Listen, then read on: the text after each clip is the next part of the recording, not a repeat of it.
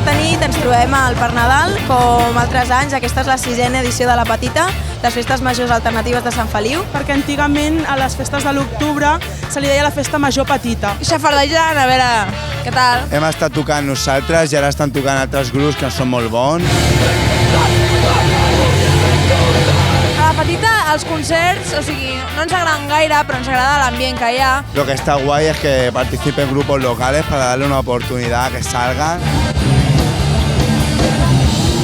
Ens volem passar bé amb els grups d'aquí i conèixer la gent que està fent aquí cultura, que està fent grup de música. Buscar un oci alternatiu, buscar altres formes de fer les coses. Són unes festes autogestionades, populars. Quina diferència és? Doncs que nosaltres no rebem cap tipus de subvenció de cap institució. Tota la nostra tasca a nivell de continguts com musicals, d'activitats, de xerrades, la infraestructura, tot això és a base de comptar amb el recolzament i la solidaritat de col·lectius i persones. Estic a la cuina, és una cuina de menjar vegà i bueno, és amb la idea doncs, de difondre una mica la cuina vegana. Cada any volem remarcar diverses temàtiques. Enguany la temàtica és antipatriarcal. Doncs per donar-li un altre contingut a les festes i que no siguis només festa, sinó que tingui un rerefons. Després d'altres anys hem treballat el tema de l'ocupació i l'especulació, hem treballat autogestió, és a dir, intentem fomentar i potenciar aquells valors en els que creiem i pels que pensem que val la pena lluitar.